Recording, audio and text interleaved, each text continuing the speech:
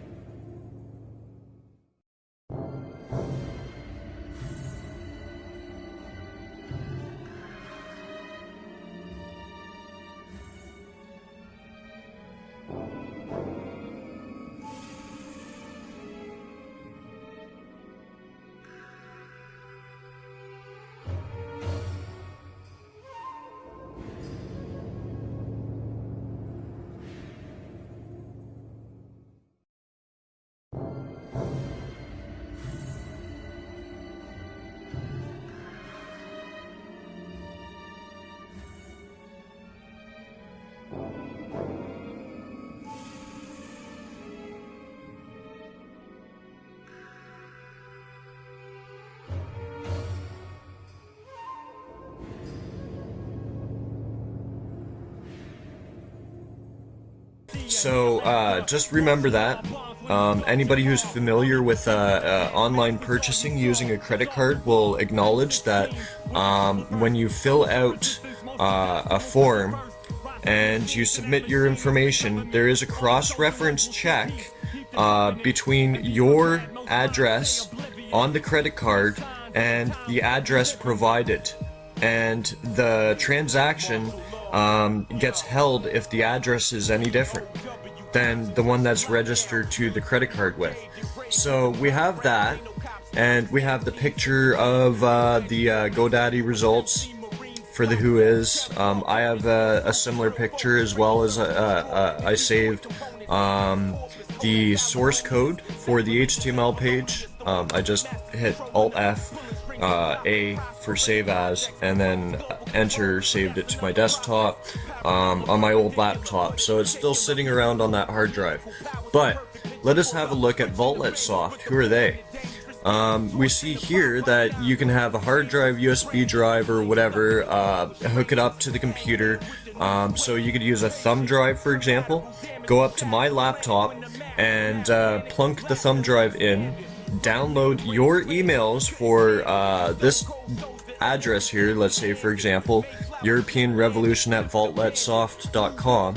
And basically what it will allow you to do is you can then take that information and go to another computer that's totally disconnected from the internet. Spend your time typing out responses and dealing with communications, and then you can go to George's laptop, let's say, just any random person's computer, laptop, library computer, HRDC, any of that stuff, and you'll be able to send out your email responses.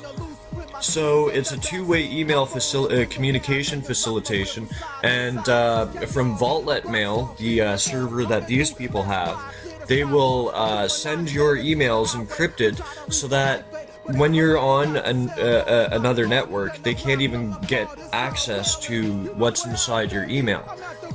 So they may know that somebody came along and got some messages from this place, but they won't know what's inside of them. And if you carefully examine what the system does, is it uses 256-bit AES encryption, which is pretty heavy. It would be much more probable for a child to use a service like Hushmail, for example.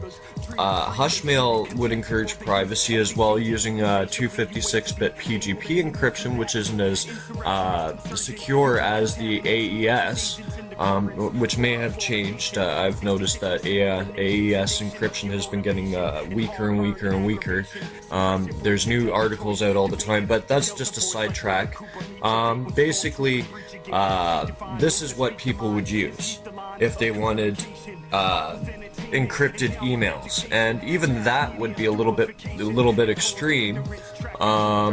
Generally, if you're running a transparent process, you'd want a regular mail service, which is something like what you or I would use.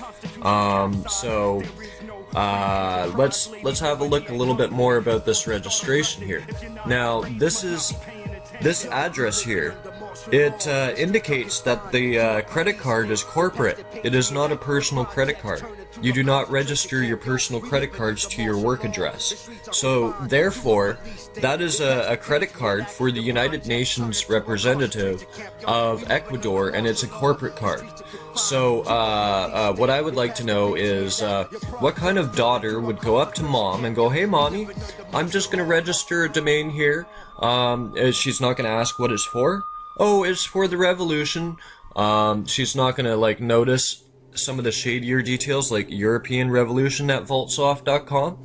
That sounds like a revolution, like she's planning on launching a revolution with a domain. Also, as a parent, personally, I would ask what the kid's registering the domain for, because you never know what they're gonna do with it. They could be pirating software, and if they get busted, you would be liable for whatever damages are incurred through the use of that domain. So it would be a legal contract between you and the domain provider. Probably not such a good idea to give your kids access, and I would imagine somebody, a 1%er, who obviously has wealth, why anybody of that caliber would not question or ask questions and get some answers regarding this registration.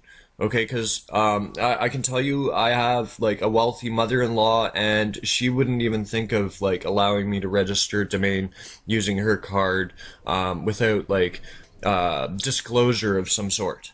So that's shady. I don't know why that pop-up keeps coming, but let me get through this. We have a who is lookup currently of the domain, which in itself is pretty shady, because look, it's now domains by proxy, and so all that contact information is wiped out. Now you're asking yourself, well, what does this prove? Somebody could have faked those pictures. Well, I couldn't fake their own press release. So a brief misunderstanding, 15october.net. It's a brief press release regarding, let me just try it again, press release